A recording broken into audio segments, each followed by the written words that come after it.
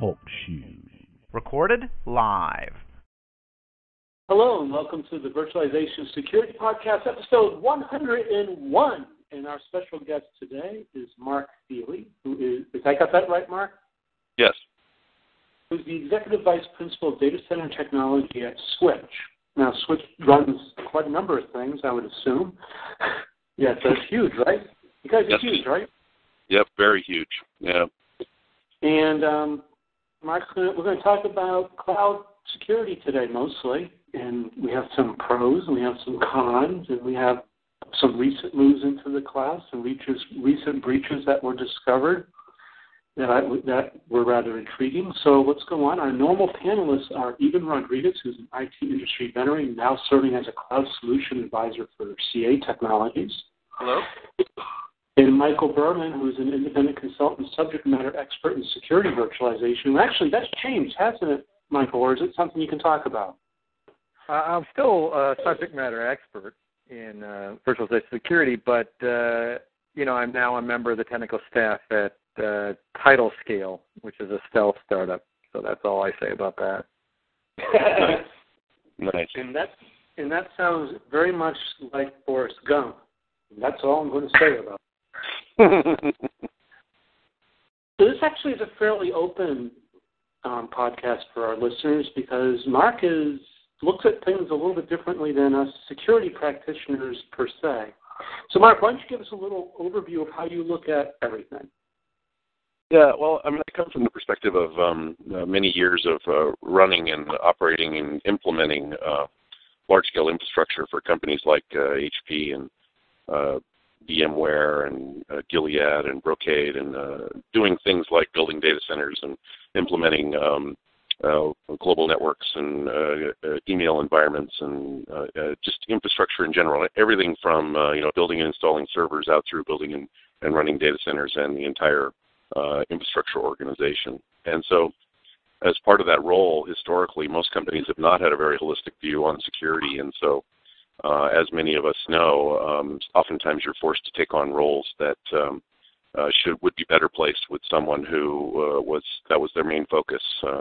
In my field, oftentimes it was the SAN guy who was also the data center manager, or the network guy who was also the firewall guy.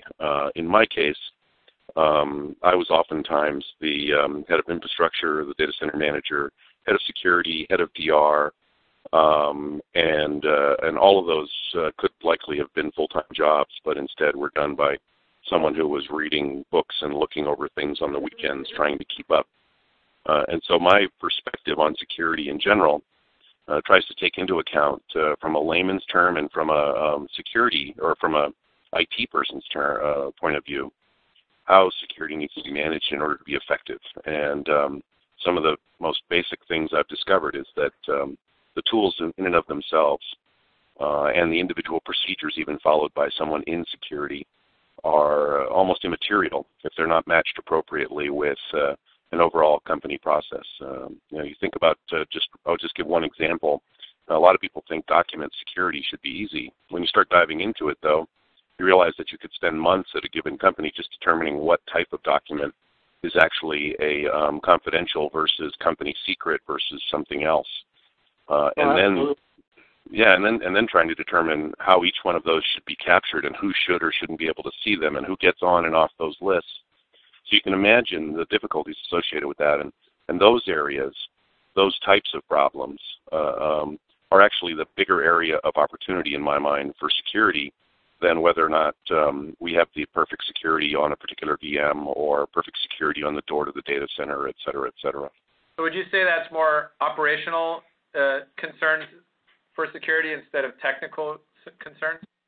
I would say in general it is focused more on operational. Certainly the operational aspect of that blends in with technical when you try to determine, in the example of document management, it has to blend in with your document management tool, right? So there is some technical aspect to that, but it's certainly not necessarily strategic oriented. It is more operational with technical leaning. And then it obviously training of staff to be security aware. It's simple things, but I was just in, Thailand and I was at a facility that belonged to one of the major banks there, and went into one of the men's rooms and noticed that they had signs above the urinals. And most of the time, those signs are a waste of time for whoever happens to be going there. But in this case, every one of the signs had a different statement about how to be aware of what's around you, how to be aware of how easy it is to fail at some aspect of security. And those are the things that oftentimes can serve us better than some guy or gal in a dungeon somewhere trying to lock down a firewall the best way they can. Oh, it's all about operational awareness. And the thing is we can, as IT people, I can secure a system 6 ways to Sunday. Unfortunately, I have to let users use it. And if the users aren't thinking about security, they're just going to work around it. We've talked about that on this podcast a number of times where if the measures are too draconian, people are just going to go around them. I mean, we talk about that with end-user computing devices, your iPhones, your iPads, your tablets, where people will just find a way to use Dropbox to get their files because they're not allowed to do whatever they need to do. That's about right. Getting the job done to a lot of people.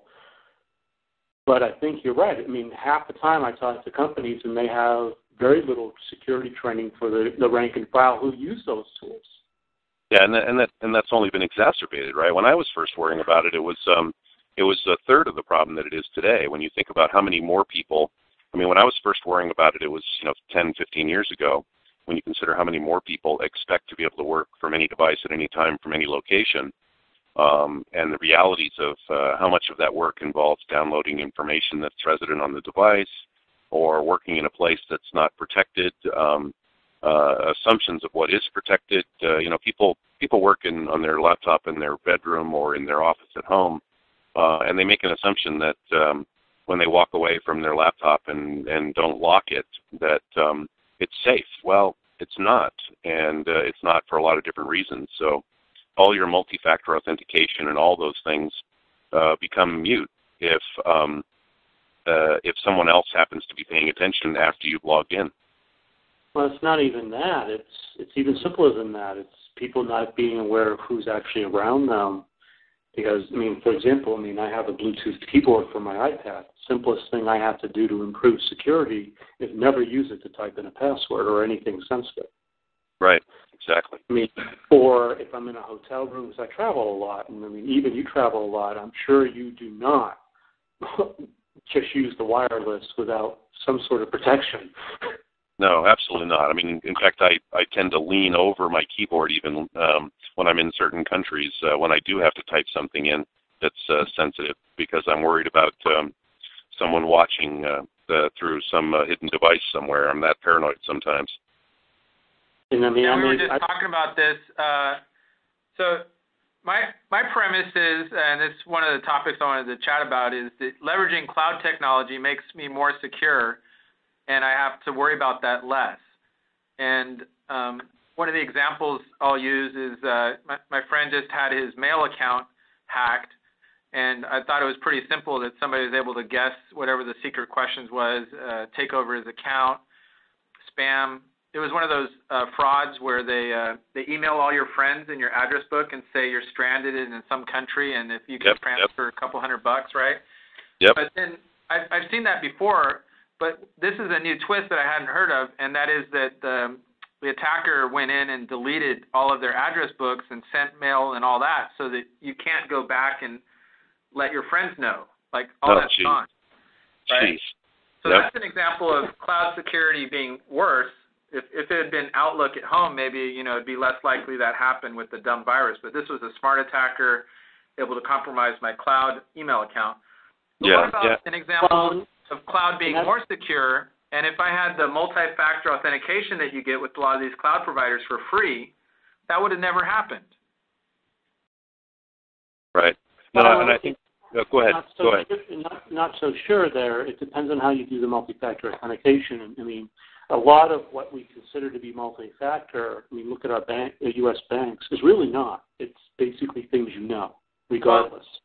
I'll go ahead and say the solution exactly I'm thinking of is what I just set up with Google, where only my certain trusted browsers can be used to access my Google account. Right.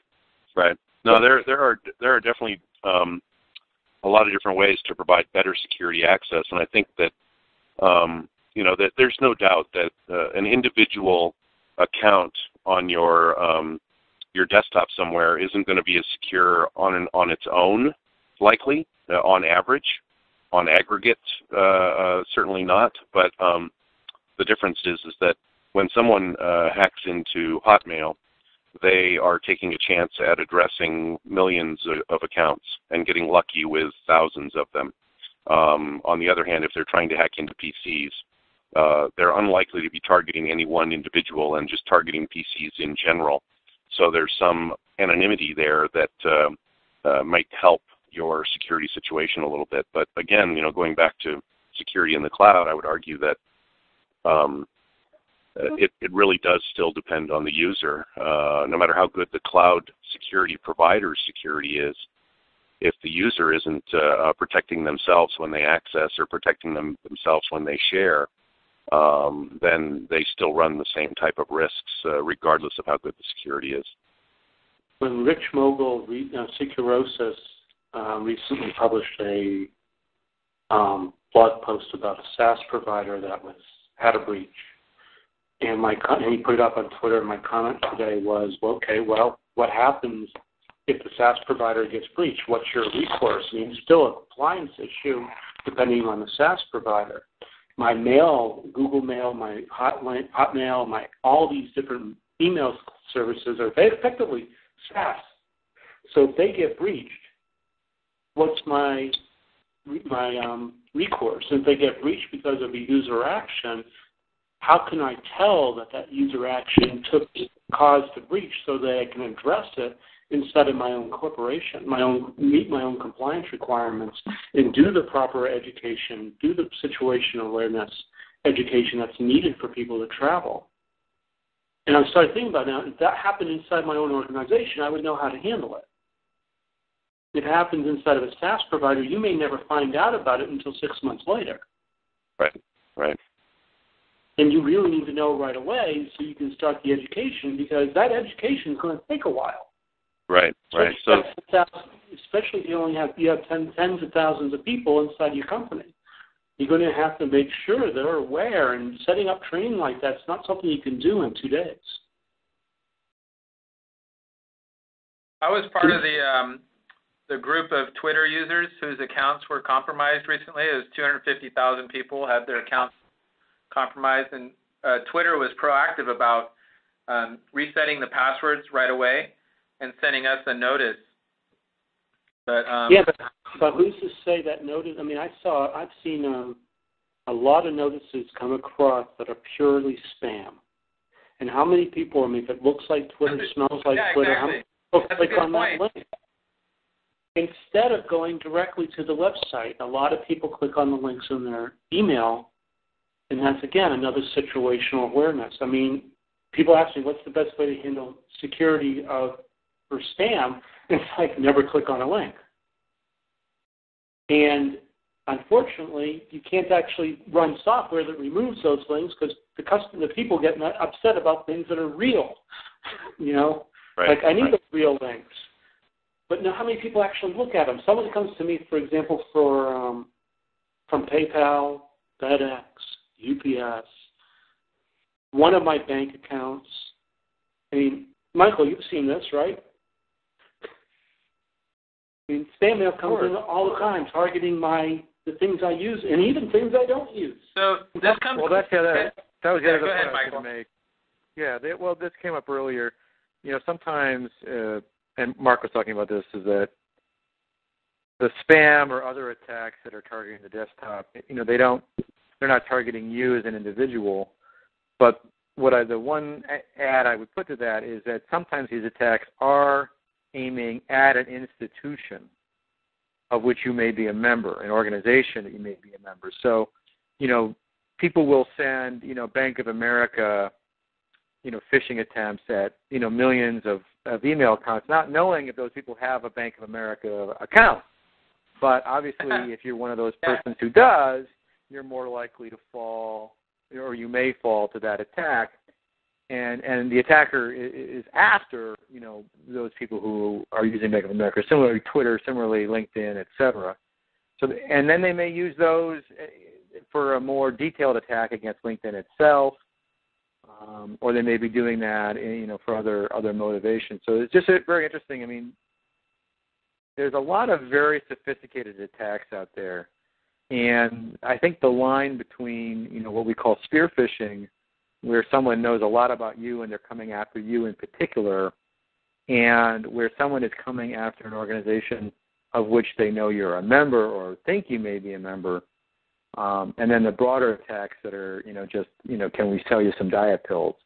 Exactly. There is a lot more of these targeted organization attacks, I think, going on nowadays. No, yeah, I think so too. And I would say, and this may be orthogonal a little bit, but I would say that one of the potentially key problems that we face from a security standpoint is that most of the notoriety through Hollywood and to some degree even the way the press represents it is the fact that somebody's going to brute force their way into some place. They've broken into the Pentagon's missile command. They've brute forced into some bank through a firewall in 5 minutes from a PC, typing something into a screen that doesn't even allow typing.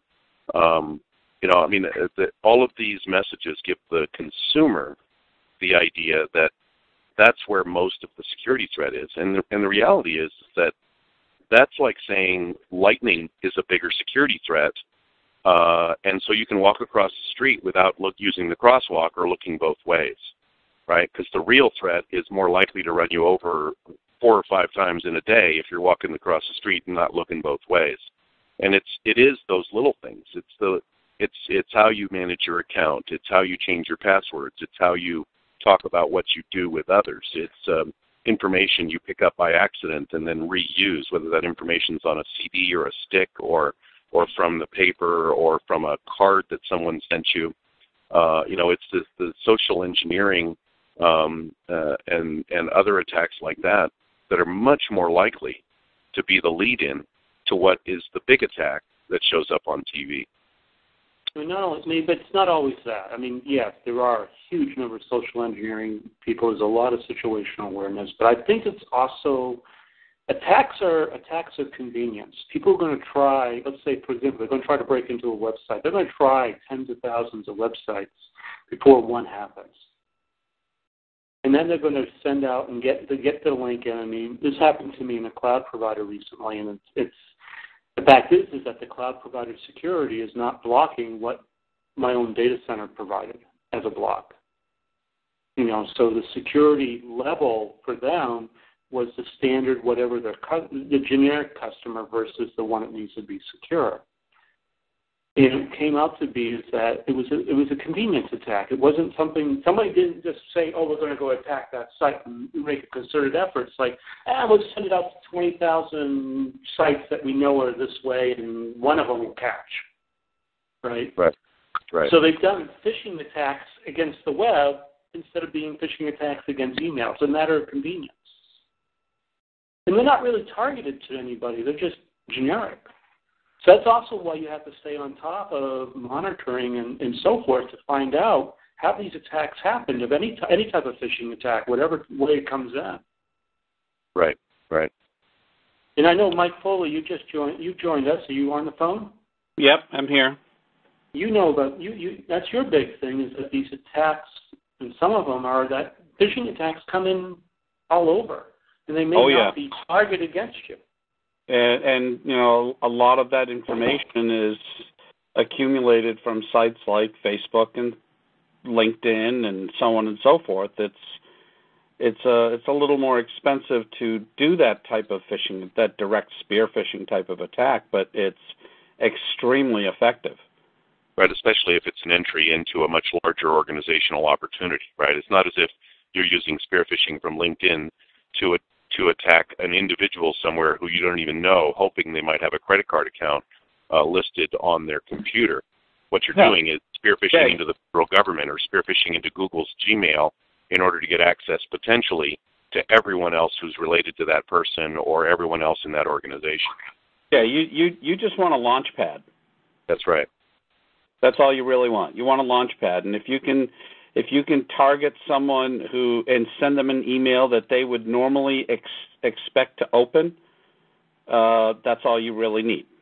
Right. And once you're in, you're in. And then you get the question that happens is, okay, I mean, we talk about this a lot about prevention. We started off this particular podcast talking about a holistic view or situational awareness view. I mean, we got the rest of last half of this podcast. What can people really do?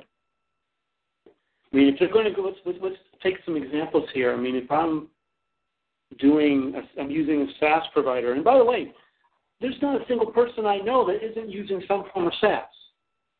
Sure. Either for their personal life or for their commercial, or for a business life. I mean, how many people have to use a CRM like Salesforce? Right. I mean, how many people are using Gmail? How many people are using Google Docs? I mean, how many people are using eBay? Well, let's face it, that's a relatively interesting SaaS app. Yep. And when they get violated, those SaaS apps, how do you get notified? Is there a way you can get notified? Is it all tied up in SLAs? Is it all legal jargon now, or is there something more we can do? Maybe this is something that's more. Interesting that you brought that up. So as a consumer, I'm going to go buy something, and I'm going to make a decision maybe based on security or convenience as to whether I go to a store and buy it or I just shop around and buy it online, right? And I think we're seeing more and more online transactions happen. eBay had 2% of the worldwide retail sales last year when they closed their books. And I think it was like 20% of all global e-commerce was done on eBay. So more and more, it seems like people are buying Christmas gifts, and everything now online. So absolutely. I mean, I buy almost all my computer equipment online. Right. Why not go down to the corner computer store or Fry's or whatever and buy it? Well, I would say security is almost better online because if something did happen where somebody stole my package or didn't show up or my account was hacked, there's a lot of protections built in just because of the economy of scale. Well, but is it? I mean, I'm not sure I agree with that. Michael, go ahead. Don't agree with it? I was just going to point out that we live in a bubble in the sense that we're in the industry and we use the resources of the industries in our lives on a regular basis. When I look at, an entire continent of people like Africa, they're not, outside of the major urban centers, places in South Africa and West Africa and elsewhere, they're not using eBay or Amazon. Certainly there are hundreds of millions of people around the world who are, but let's just remember that in terms of population, it's not the majority. But what's interesting is in terms of the economy, right? Because it's the first world and so the second world, countries where most of the money, most of the GDPs happen to lie, and it's those members of those societies that are shopping online, and more of their shopping is going online. And so that's going to be a trend, right? Because the rest of the world is going to come online. So let's not just talk about shopping, though. Let's talk about security and cloud and whatnot. Haven't we heard about how Twitter and mobile devices being used in third world countries are changing the way governments are built and the way militaries interact with their populations, et cetera? Well, because it changes the avenue of information. Remember that in a closed society, a dictatorship, say, let's just use the Arab Spring, let's just pick Egypt as an example, Mubarak was controlling the information, right? So, how could you spread a protest? How could you spread dissent? How could you organize when all the avenues of communication were tracked by the apparatus of the state? But then you bring in Facebook and you bring in Twitter that are able to effectively bypass the apparatus of the state. I mean, they tried to control them, and they failed. But North Korea is an example of somewhere where they're doing a better job of this. So you got to factor all that in. And then one more thing I want to say, you were talking about online shopping being safer than or in some ways better because it's more trackable than going to the store. I think that's true in some cases, but it's not going to be true in others where there is corruption of the infrastructure, right? I consider shopping online to be incredibly safe because I don't think that my post office or Federal Express or, whatever method, UPS, FedEx, whatever method is being used to deliver the package, I don't think twice about that package being stolen in transit, right? It might get lost. I don't really think about it getting stolen in transit.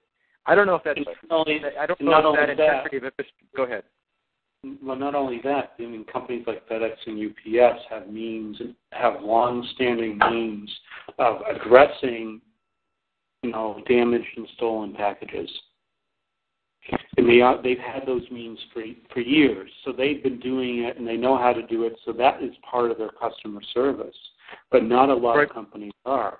I mean, but go back to what Eben said in chat, though. He was talking about infrastructure and bringing this conversation to infrastructure. Think about the infrastructure and the high-integrity infrastructure that exists or needs to exist or we assume exists in order for any of this to work, right, to be secure, to be available, to be reliable. So, Mark, what type of infrastructures do you manage quite a lot of them or participate in managing quite a lot of them. And some of the most secure ones are the ones you guys have because the vendors are willing to pay for that security. I mean, the owners of systems and hosting is willing to pay for it. But effectively, they're hosting public clouds. That's correct. Right? Well, they can be private also. Are they only private. public? Yeah, no, public, private, government. You name it. Yeah, they're all in there. Is that the community cloud? It's shared by government entities? Yep. No, I mean, if you think about it for us, there's a lot of little things that make up the physical security, and I don't want to go into every one in detail, but it really starts with how we control who comes in and who leaves the facility and why they're in the facility. Then it's down to how we monitor them while they're in the facility, and how we track the movement of packages or items in and out of the facility. For instance, if I want to, I can look at any one point in time and determine how many people are in the building from any one company and how many pieces of equipment they brought in with them and how many pieces of equipment they're leaving the building with, and whether or not those pieces of equipment were validated and checked on the way in and checked on the way out. Any one customer has no access to any other customer unless that other customer were to physically give them access to that other space. Each customer has an opportunity to have more or less security into their caged environment, all the way up to the most secured spaces required by DCI 6.9 from the CIA. Are there any that require two people? I'm sorry, is there any that require two people? Yeah. But that's physical security, and that's the nuts and bolts of it. But what's the things that the small business can take away from this? What's the business that the takeaways for a large and medium business? And what's the takeaways for the individuals? Let's think about that for the next little bit, because we all know about the breaches. We all know that based on situational awareness 3/4 of the time. And there are some dedicated hackers that are really, really good and will get in electronically no matter how many physical security you have. I saw one, what was it? It was a thing I saw that the ultimate security was a pair of wire cutters. Break glass to secure your system. It was like cut all the wires, go into it, which I found rather funny. For you and I, that would be, but it's not really useful. Yeah. So the question becomes for all of us is, what can we suggest individuals do versus companies? So, I mean, my business talk around this is, let's take a company or individual who's thinking of setting up something on their own, a server, an application of some sort. I would always recommend they go to the cloud instead of do it on their own, because I'm going to say the cloud's more secure. You don't have to worry about someone stealing your hard drive or your server. If the equipment fails, they're taking care of it. If there's a patch or an upgrade, the cloud is taking care of that automatically. the more you delegate things. If you're an accountant or a lawyer, that's your training, your specialty. You don't have the training in computers to do that, and it's not really your job or where you want to spend your time. Why do you hire a gardener to do your lawn or a mechanic to fix your car? It's the same reason why you should use cloud technology. No, and I'm going to say the complete opposite there before you get into that, Mark, and that is that how can, and not a complete opposite, it's like this even.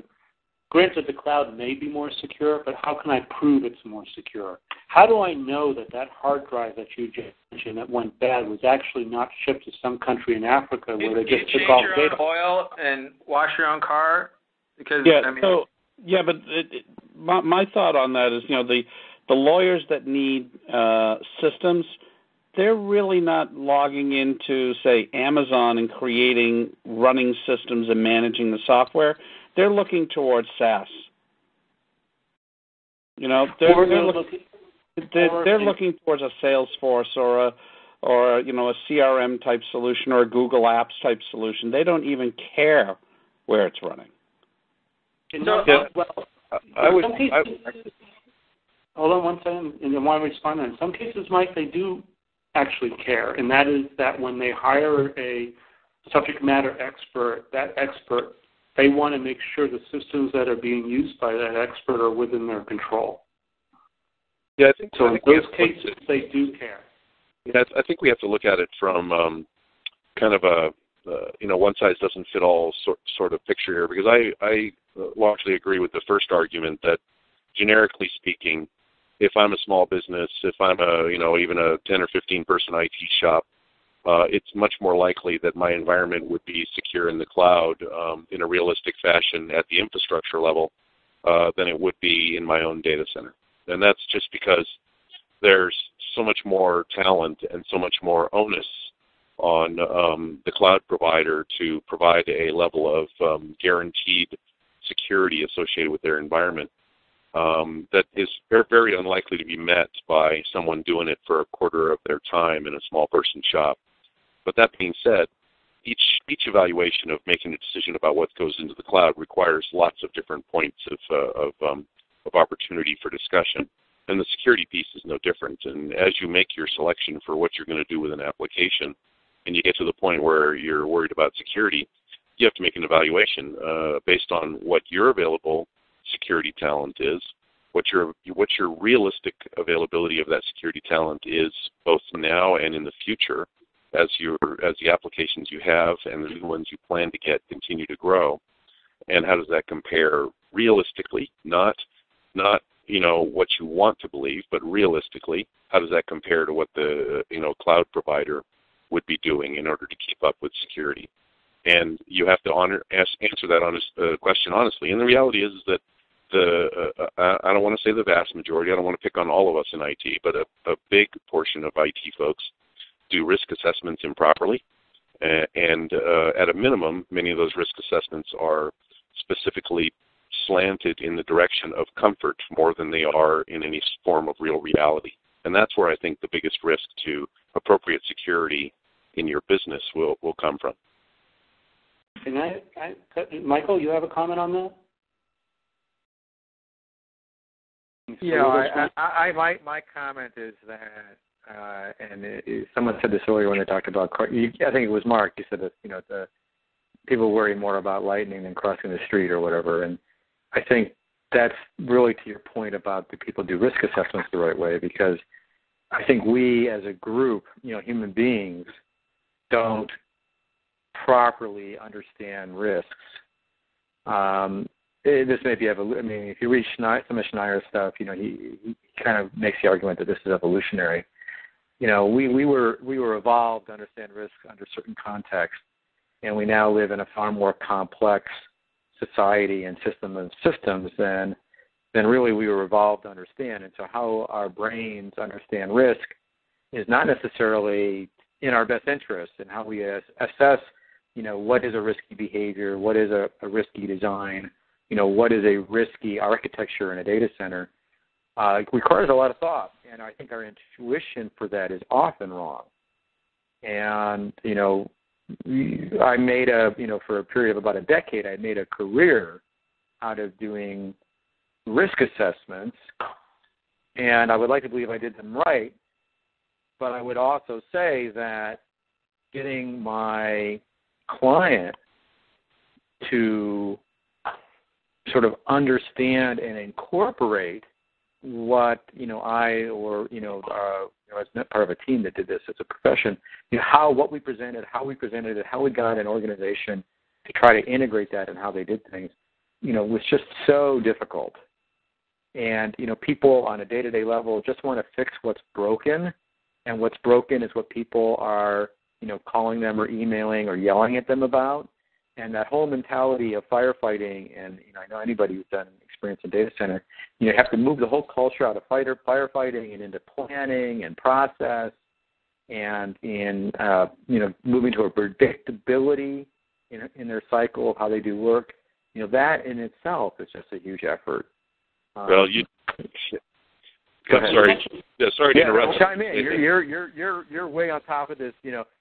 Right now you're living it. So go ahead. Yeah, no, I would just say that you would love a blog I wrote, I don't know, maybe a year and a half or 2 years ago about server hugger's disease or ownership disease, because it speaks to that specifically, and that's realistically the issue associated with getting out of. Actually, no, I'm sorry, that's a different one. I wrote one about specifically about firefighting. Firefighting in IT shouldn't necessarily be considered an honorable profession. Right. Absolutely. Thank you. I love that. Yeah. And isn't that NIST 850? What is it? Yeah. It's a necessary evil because some stuff breaks, right? Yeah. That should not be your job. So I'll dig up that blog. I think I wrote it when I was still at Service Mesh, so it's probably on their site. I'll dig it up and share it with you guys when I get a chance. But the point is that I want to just kind of the final point I want to get out of my original statement is that, and this comes as much from my security experience in IT as it does from almost every other portion of my experience in IT, and that's that we often look at what's going on today associated with a new project or a new opportunity, kind of like, to put it in true layman's terms, it's like when you are handing the puppy to your daughter. Oh boy, everything is just great. Your daughter is signed up to walk the dog at 6 o'clock in the morning. Your daughter has signed up to change the dog's dirty papers at night. Your daughter has signed up to feed the dog and wash the dog. And what actually happens 2 weeks later? Exactly. You've signed up for it. Right? Exactly. Dude, and so I got a couple dogs for you. Yeah, exactly. And so when you think about people building data centers for their enterprises, when you think about security around a specific application or environment on the day the project is announced versus what happens, a year or two years later, that's the real issue. And if people can't look themselves in the mirror and say, I'll be doing 2 years from now exactly the same level of review, assessment, and improvement on a daily basis that I'm doing today the moment the application goes live, then they should give that responsibility to somebody who will. So you're going to have to update that, and that's an awesome preposition there. I love it. But there's something Michael said that's actually kind of hit a nerve with me, and that was that there is a design in architecture, something really technical, and then you also mentioned the actual users, the fact that it's the awareness component is not really understood. When you do your risk assessment, I can look at all the technical bits, but how can I look at the people? Right. And change the people behavior. Right. The politics and psychology of this is far more complex than the technical, in my experience. And in politics always win out. And I think that's the big problem, is that if you're going to take anything from this particular podcast, that what we've been talking about, is that you've got to solve the political problem landscape first. You can solve the technical one. That's easy. It's the political one that's the hardest one. It's the people problems that are actually hardest to solve. I mean, in your big company, in Switch, you guys solve it with like physical security. You're not going there. Sorry, No, you don't have access.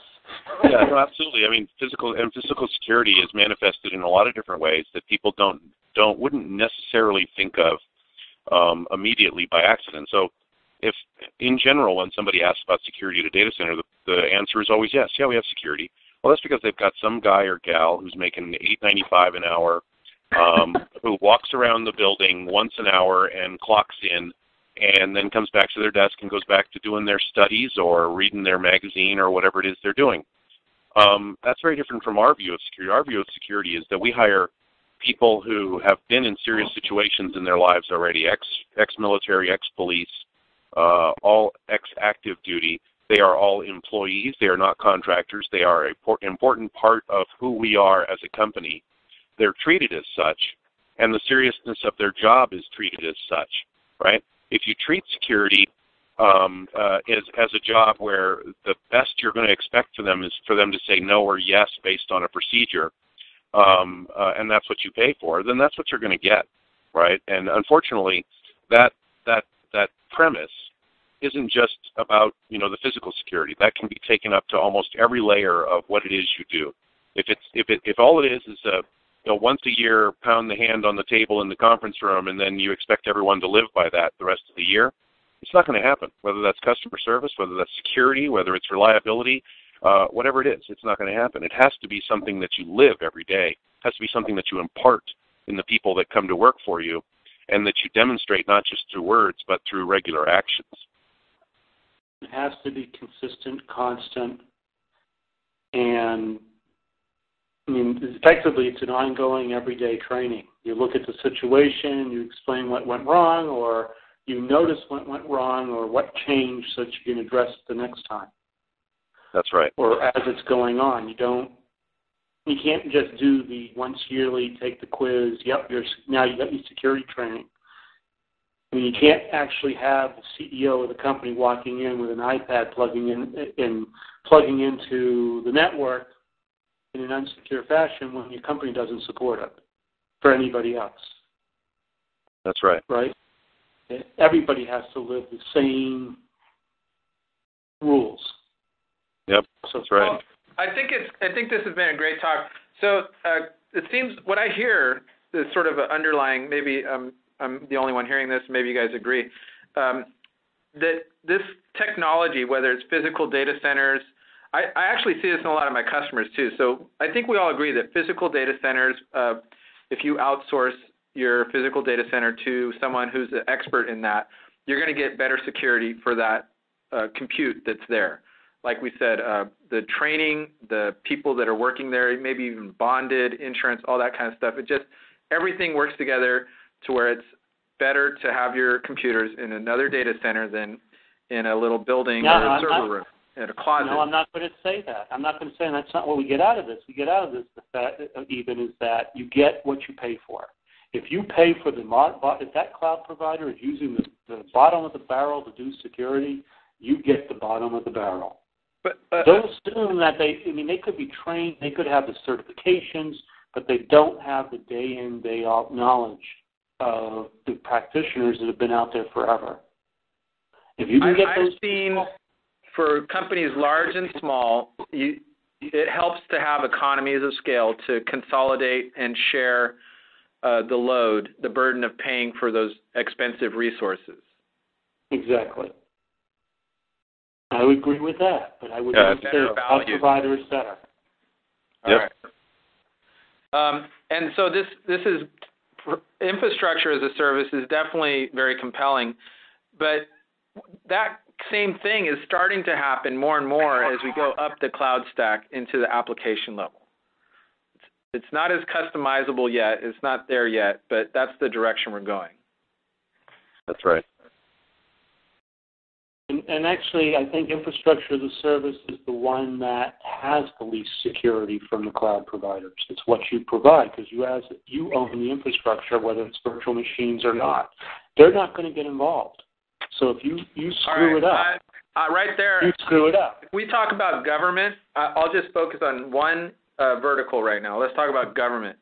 I would much rather mandate that my tax dollars are spent with the various government entities having their computers hosted in a community cloud than at some random government office down the street from me or up in Sacramento or wherever they might happen to decide they need to have those servers for that application.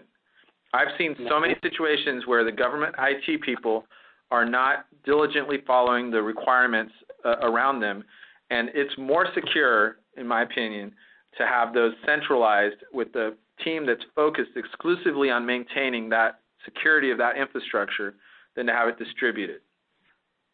And I think that there is a need to understand how that community cloud is actually secure. Here's the problem. That community cloud should be exposed. That community cloud can be secured 6 ways to Sunday.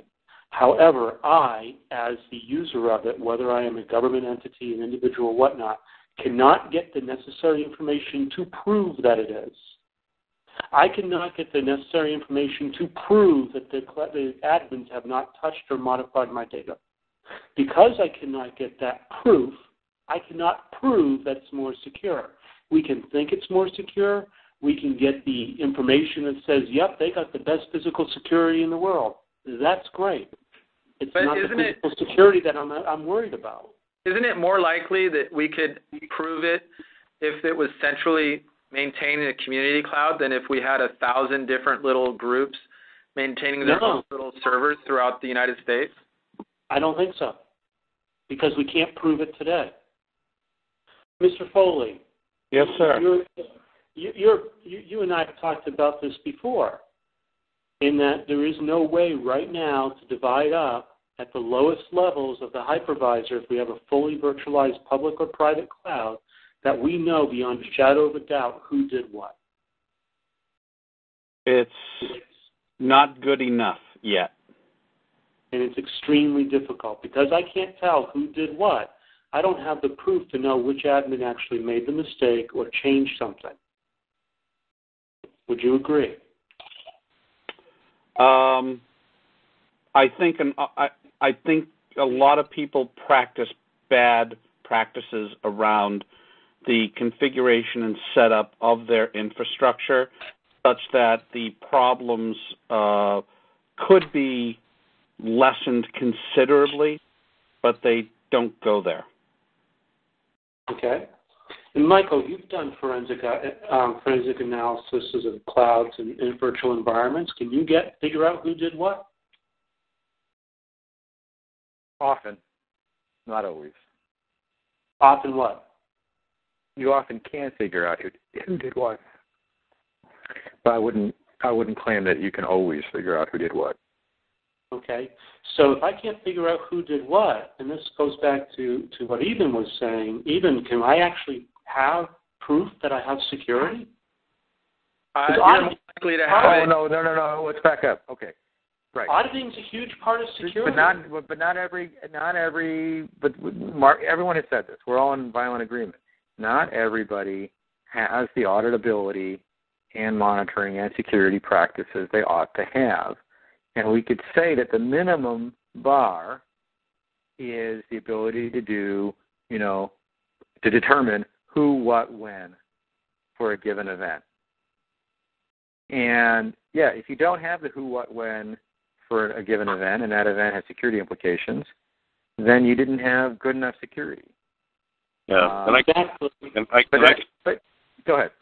I was just going to say, I can tell you that in any number of circumstances where we made pragmatic decisions at the time, where one, either a certain type of logging would hurt performance on the server too much, so it wasn't turned on, or the software that should be put in place in order to manage differences between servers wasn't used because it cost too much on a per seat basis. So, I would argue that you're assuming some risk when you do that, right? That's right. You made a choice. Yeah, so it's hard to get that out of a large cloud, absolutely, but it's also true, again, going back to some of the points we've made earlier, it's also true that for any one of us on the phone call, maybe our security department in our company would be better at tracking a problem that occurred in the environment than Amazon would be, or Joyent, or somebody else. I don't know. But I can tell you that doesn't apply to 75 or 80% of the organizations out there, that they wouldn't be able to track down the security issue unless they hired some expensive outside auditor to come in and do it. And even then, if they don't have the right tools in place, it's still no guarantee that they'd be able to find out who did it, because they might be doing shared access. They may not be maintaining any logs long enough. I mean, there's any number of reasons that could cause the trail of something that occurred to disappear in an almost overnight period. Yeah. So no, it goes, absolutely. goes exactly point, back, go ahead. It goes exactly back to what Edward and I have been saying for years now, that it's a people problem, not a business or technical problem. If there's enough interest in solving the technical problem, it can be done. If there's enough people to pay for the technical problem, it can be done. I mean, it all boils back to a simple matter of programming and business. But if you aren't going to lose your job, or if your boss tells you don't do that because it's having too big an impact, that's a people problem. And you can't. And we here on this phone call cannot solve that. That has to be done at each and every location. That's right. But I like Mark's approach to this, and that is that you have to look at it when you hire the people to do security. They actually have to be. That has to be an active participation by management. It has to be lived. I mean, even if you're talking about physical security people, but I imagine you apply the same thing to your software security folks. Oh, absolutely. Yeah, absolutely. Yeah, and this is something Mark brought up as a best practice that Switch follows, right? But yep. I'll say that eBay does this, Visa does this, Cisco does this, Network Appliance does this. Lots of places I've worked or I know of, absolutely hire former law enforcement for very specific roles within their security teams. And so these organizations have former Secret Service, former FBI, former local law enforcement. And, if you're serious about security and the larger relationship you must have with law enforcement, if you're serious about security, then you would be well served to hire former military, former civilian law enforcement types. It's they don't have to be every person in our team, because sometimes the cyber geeks aren't going to be the ex-law enforcement type, although sometimes you can get both. But they should be members of the security staff, because you need that perspective, you need that experience, and you need the rigor that only people who've made a professional career out of security can bring to that team. That's right. I mean, just think about it from the perspective, and it's just this simple. Like the view of your receptionist or a door person at a business or a hotel. If you don't get a good view of who that person is, it represents the company.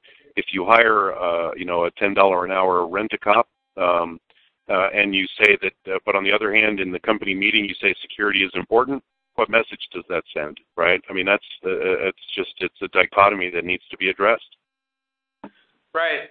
So this is really interesting. Is there like a list of these types of basic controls that big companies have for their data centers?